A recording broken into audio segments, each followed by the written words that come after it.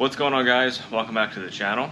Today we've got the EGolf behind me. We've got a couple things going on today, but what this video is about is a special part from Aerofabb. If you guys aren't familiar, they make some pretty cool aero, and a lot of it is very functional. They do a lot of R&D to really get the most out of aero for your car. So I reached out to them to see if their MK7 Golf kit would fit on the EGolf. They weren't really sure, so they're gonna let me try it out, and hopefully this goes good.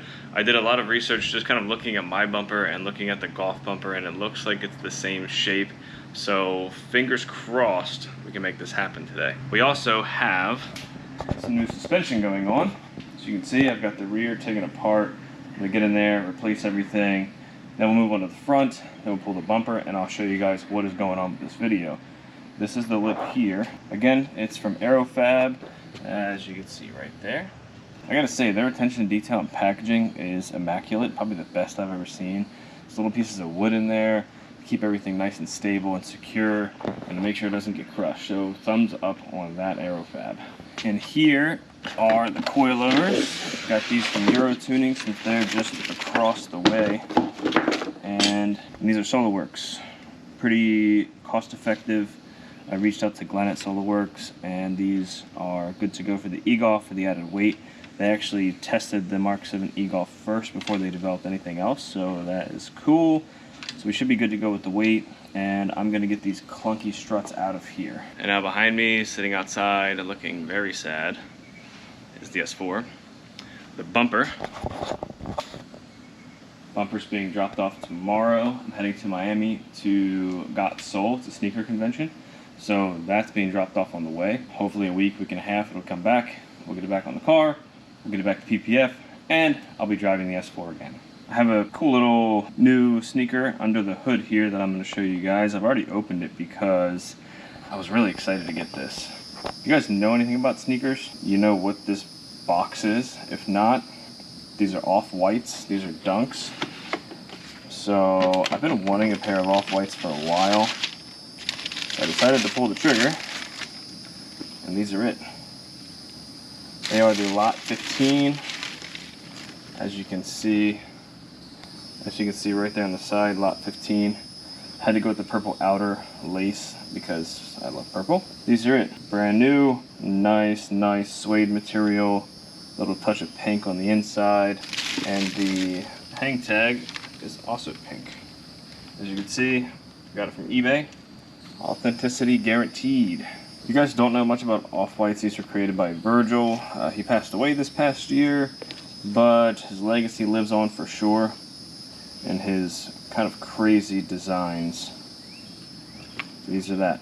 As you can hear outside today, we've got some cool Florida bugs going on. So a little humid, but overall it's a pretty sweet day. It's pretty nice. It's probably gonna rain. It's been raining every day. It's hurricane season, so you know, we got to deal with that. But with the rain comes, it kind of cools off the temperature a little bit, so it's not that bad. I'm not going to bore you guys with the suspension install. There's a ton of them already on YouTube. I really just want to be beneficial for me or for you. So what I'm going to do is I'll link one of my favorite videos down below. If you need any help installing EGolf suspension, it's the same as every other MQB out there. With the exception of the front struts, they are 50mm versus 55. So like GTI, Golf R, they're 55mm. So you have to make sure you get Golf struts for the front at least. So I'm gonna go ahead and get the suspension knocked out real quick. Should only take me a few hours. Then I'll tap back in and show you guys the front lip. Removing the front bumper, hopefully not screwing up the ACC because I do have that down here, right in there. And I don't know if you guys know, but if you misalign that, it's really expensive in Volkswagen to get it realigned. Probably disconnect the battery and just take it slow, removing the bumper, make sure nothing gets bumped or disconnected accidentally or whatever. With that being said, I'll be back. All right guys, we're a few hours in, a lunch break in. I've got the rears done. I found a nice little surprise when I took the wheels off. I didn't even realize this before, but check it out. It has aftermarket upper control arms. I don't know why they did that with just springs, but they are there. They're a little rusty on the joint there, but I guess that's cool. But as you can see, struts in, coilovers in, everything is tight. As you know, you want to tighten everything once it's on the ground and loaded. So what I did was jack up the hub, put load on the suspension. I went ahead and tightened the camber bolt, which I did mark, and then the strut bolts and everything like that. And I just let Archer out here to check everything out. Where is he? Come here, bud. I hear you.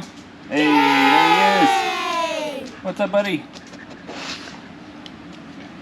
he wanted to come hang out for a few minutes, so here's Archer. I'm gonna put the wheels back on. We're gonna go ahead and jack up the front of the car, start taking that apart, and then we'll get to what this video is about, which is the front lip. So let's go. What's up, guys? It's hot out here, I'll tell you that much. But we have the front bumper off the car. I had to pull it off with the grill because the grill sucked to take off, and I took that off afterwards, and now it's sitting over there. Didn't have to mess with the sensor at all. I did disconnect the battery, just in case. And currently, we've got the bumper and the lips sitting on some sawhorses. So, let me show you what we got going on right now. The bumper's definitely not the same as the Golf. However, if you look, it kind of lines up. And when it's flipped over, it actually looks pretty good. My only concern, I'd have to drill right here. You're supposed to use a stock hole to make it bigger, but as you can see, it's off. So we've got this one, which would be going through this plastic here, and I would use some hardware. We've got this one here. This one will have a big gap. These bottom ones, or top ones, however you want to look at it, will be fine. But then these down here would have a pretty big gap to get to the bumper. I mean, it is kind of sitting awkward right now, so I think it would work. I won't know until I try. So I'm gonna probably go ahead and try it. I'm going to do these outer ones first, and as you can see, it lines up with the bumper here. And then it actually lines up, well, when I get it in place, it actually lines up here too pretty well. And you can see it kind of follows it until it gets down here. This is where I think the Golf and the EGolf are gonna be different, is the bottom tray for sure. So, wish me luck. I still need to put the front coilovers in. As you can see, I just wanted to take a break from that and sort of see if I can do this first. I do have to get this done today, because I gotta get the S4 back in the garage. And I'm going to be pulling the tank, I think, to get painted along with the bumper, I think. Pretty sure I'm going to do that. We'll see. So yeah, I'm going to go ahead and, I don't know, drill some holes, and we'll see what happens. I'll be back. Hey guys, it's been, I don't even know what time it is, maybe an hour, but I think I got the lip on. I'm taking a look at it now. What do you guys think? Just adds a little bit of Aero to the EGolf. You know, I don't know if it's functional or not, but it looks cool. Pretty much lines up to the edge on both sides. I think the gapping is good.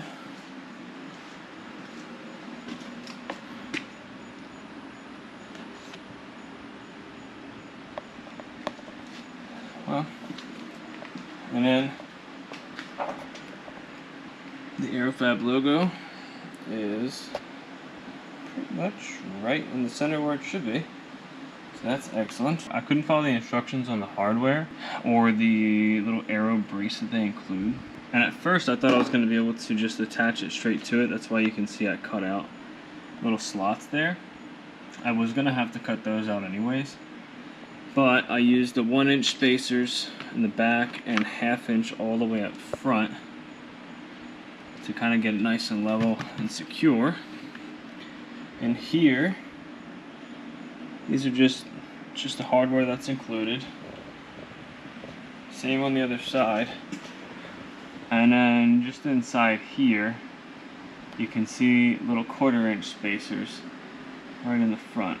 It's 1, 2, 3, and 4. That's pretty much it. Man, I didn't realize how marred up this bumper was. The car wasn't even that low before, but you know, people can't drive, I guess. I think I'm good with that. I think it looks really good. Hopefully it looks just as good on the car. I think it'll look better. So to recap, this does not fit the EGolf. I made it fit. I did still use all of the hardware. I did still use the Aero brace that goes in there. I believe everything is nice and secure.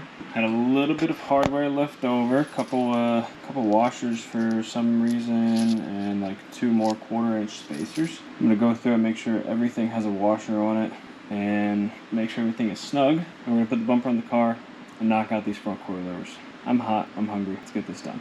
Check it out, y'all. The front end is back on the car.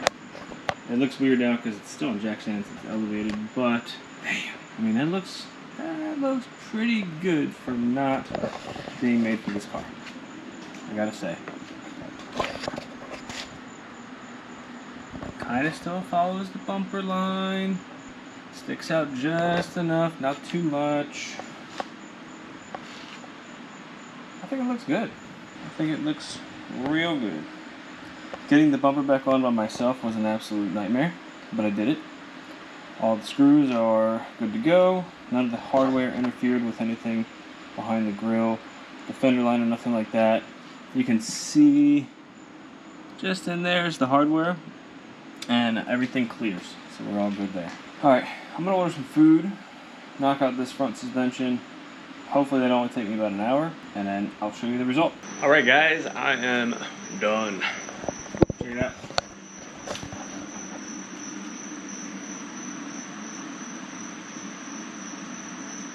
Might be too low right now for the tires that I'm running. Might do some adjustments because this is like, yeah, that's pretty much on it. I mean, not on it, I can put my finger in there, but I think when I drive it's probably gonna hit. I'm gonna do a little bit of test drive here soon. The back, I can actually come down a little, tiny bit, and I shouldn't rub, so that's cool. I just gotta get it out of the garage so I can see if the rocker is even and see if the car is even and everything. And then here's the front lip, if you can see it. It's pretty dark now. Here's what we'll do. I'm gonna go for a test drive. I will pull this out, and tomorrow I'll do the outro and show you guys the final result. So, see you tomorrow. Hey guys, welcome to Monday, Memorial Day. I did not work on the car yesterday. I wanted to finish it, but I went to Got Sold down in Miami. It's a sneaker convention. Picked up a couple of new shoes, sold some shoes. I'll show you what I picked up here in a second, but the car's done and I wanted to show it to you. So here it is. Front lip is installed. Hopefully the lighting is good. I'm very happy with the way this came out. I'm glad that it worked. Glad it fit. What do you guys think? Leave some comments. Let me know if there's something that you would do.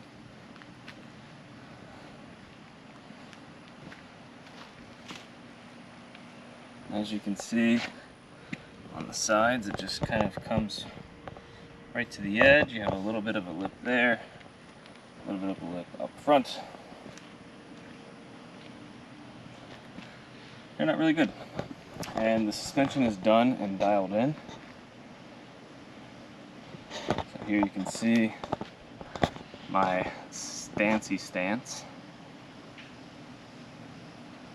It does not rub. I did pull the front fender liner screw that's right here and bent the tab up on both sides. I did have to trim the fender liner in this wheel because the end link actually hit it, which isn't a big deal because it's plastic, but I wanted to get that out of the way. And then over here, just inside, you can't see it, but just inside here on the frame rail, there's a little tab that comes down, and it's like, I don't know what it's there for actually, but it's really thin, and the end link bolt was hitting it and rattling against it, so I just bent that tab upward to give it a little bit more space. But yeah, that is it. The EGolf is done. Oh, and I added on my special edition Harlequin valve stem caps. You got green, red, blue, and yellow. I have the shoes I picked up in the hatch. Let's go ahead and pop it open and I'll show you what I got. Bam! We have Jordan 1s and Dunks. Let's check out the Dunks first. These are a Nike SB, obviously from the box. And these are the Run the Jewels. Got the clear bottoms. This is one I wanted to get on release day and it didn't happen, so paid resale, but honestly it wasn't that bad. And these are a super clean pair. So we got those. And if you guys are familiar with these, Dornbrecher is it's like a children's hospital. Basically they allow them to design their own shoe and they produce it. So this one is a Jordan 1. It was created by Riddy. 15 years old, cystic fibrosis. So you can see the little description here, what the partnership means, all that kind of stuff. So really, really cool. When these came out, I also wanted to get these, and of course, you know, I did not get them. But these are it. Purple, obviously. I love purple. But these are pretty cool. There's like AstroTurf material, like some nubuck, some leather. You have purple see-through swooshes, her name on the bottom with the see-through, extra laces. You have these laces, which are really cool because it's all one lace and it's all different colors. And then around the outside, you can see that like iridescent trim. Pretty cool. And I love me a Jordan 1. So that's what I picked up, those two. I didn't go too crazy. There were a lot of nice shoes there. Some really high-end stuff, some rare stuff. It's my first sneaker convention, and I'll definitely be going again. It was really cool. So that is pretty much it for this video. Big shout out to Aerofabb for letting me try this out. I didn't get it for free. This video is not sponsored or anything. They kind of gave me a little bit of discount to let me try it. Obviously, this isn't something they're going to advertise because it's not really made for it. I made it fit. So if it's something you guys want to take on, feel free to ask me any questions. It really was not too bad. You just kind of have to drill some holes, figure out where you're going to mount everything, get everything lined up, and go to town. And as I'm sitting here staring at the Audi, I can't wait to get the bumper back from Clay, get that thing PPF'd and back on the car so I can start driving this again. All right, well, I'm going to go ahead and get the garage cleaned up, head inside, get myself cleaned up. Thanks so much for stopping by and watching this video. Feel free to leave a comment, like, subscribe, you know, all the typical stuff. If you have any questions about this, again, feel free to hit me up. And until next time, I'll see you later.